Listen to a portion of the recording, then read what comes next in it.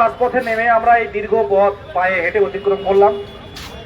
আজকে 2017 সালে টেট নিয়ে শেষ প্রাইমারি শিক্ষক নিয়োগ হয়েছিল। তার দীর্ঘ প্রায় 8 বছর নতুনরা নিয়োগে অংশগ্রহণ করতে পারেনি। আমরা এই সময় আমাদের পড়াশোনা করার কথা, কিন্তু সেই অবস্থায় কিন্তু আমরা পড়তে পড়তে রাজপথে আসলাম একটাই কারণে, যে রাজ্যে প্রায় দিকে দিকে স্কুলের শিক্ষক শূন্য, সেখানে নামমাত্র প্রায় 13,000 ভ্যাকান্সি দেওয়া হলো। আমরা প্রত্যেকেই জানেন এই ভ্যাকান্সিটা আমাদের কাছে কাম্য নয়।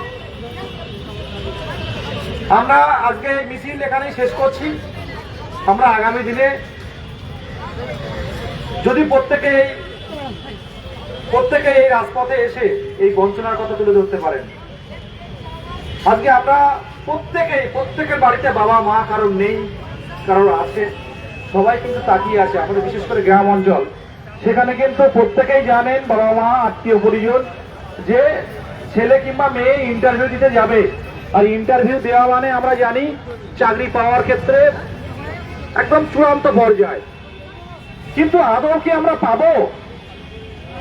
আজকে এত কম ভ্যাকান্সি, যেখানে দিকে দিকে রাজ্যের প্রায় বিকাশ ভবনের তথ্য অনুযায়ী প্রায় 2215টি প্রাইমারি স্কুল শিক্ষক শূন্য কিংবা একজন শিক্ষক দিয়ে কোনোভাবে চালানো হচ্ছে। তাহলে এই 13,000 ভ্যাকান্সি ছুড়ে দেওয়া হলো, এর মধ্যে কেউ পাবে কেউ পাবে না। আজকে 8 বছর পর নিয়োগ, কেউ যদি বাদ চলে যায়, এর থেকে দুর্ভাগ্যের আর কিছু হতে পারে? আজকে প্রত্যেকেই অপেক্ষা করে করে আমাদের উত্তর 24 পরগনায় আমাদের এক সহযোদ্ধা মারা গেল। আমাদের প্রত্যেকটা আন্দোলনে আসতো, চিন্তায় মারা গেল, অসুস্থ ছিল, বিনা চিকিৎসায় মারা গেল। আজকে আমরা একটা নির্বাচিত সরকারের কাছে অবশ্যই আশা করতে পারি, কেন রাজপথে নামতে হবে? আমরা কেউই বিরোধী নয়। সুতরাং প্রত্যেকের উদ্দেশ্যে একটা বার্তা দেব, যারা আজকে আসতে পারেননি, দেখুন পড়াশোনা করুন, সাথে সাথে কিন্তু আমাদের লক্ষ্য স্থির রাখতে হবে।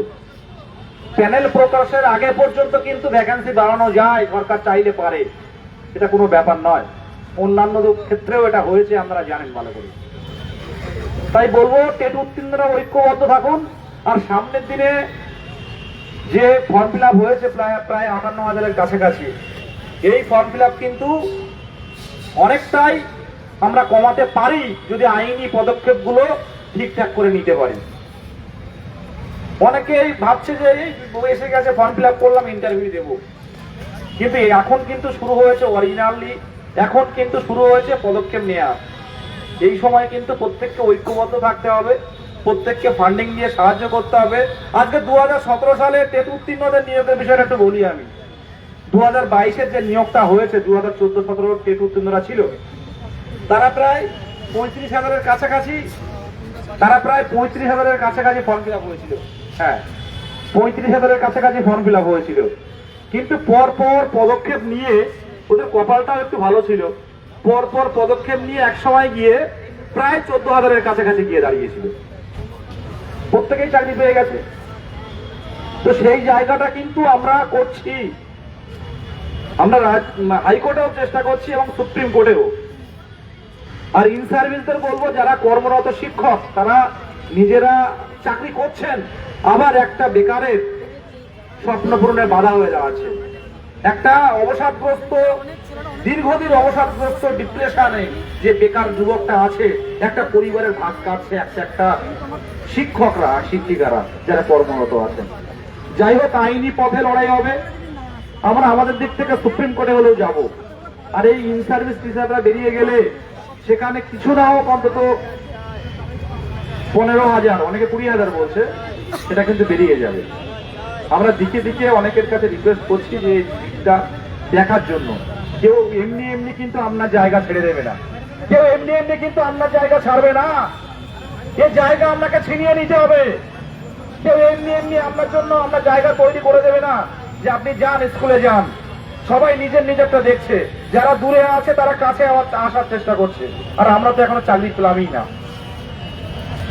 সবে শুরু হলো, আগামী দিনে চলবে, আগামী দিনে লড়াই চলবে, আইনি পথে চেষ্টা হবে এবং রাজপথের লড়াইয়ে এই সরকারের দৃষ্টি আকর্ষণে, সরকারের হস্তক্ষেপের দাবিতে আরো কিছু ভ্যাকান্সি যাতে বাড়ে, এই আন্দোলন চলবে। আজকে অন্তত যদি 13,421 জনে রাজপথে নামতো, 13,421, তাহলে অনেক খুশি হতাম। এটুকু বলে শেষ করলাম। প্রত্যেকে সাবধানে বাড়ি ফিরুন। আমাদের শান্তিপূর্ণ আজকে অবস্থান ছিল, শান্তিপূর্ণ অবস্থান করলাম, কোনো সমস্যা হয়নি। আগামী দিনে অবশ্যই আবার দেখা হবে। ধন্যবাদ, প্রত্যেক দেবস্থিনীদের ধন্যবাদ জানাই। সামনের দিনে অবশ্যই চাইবো যে আপনাদের স্বপ্ন পূরণ হোক, আমারও স্বপ্ন পূরণ হোক। প্রত্যেকেই ভালো থাকবেন।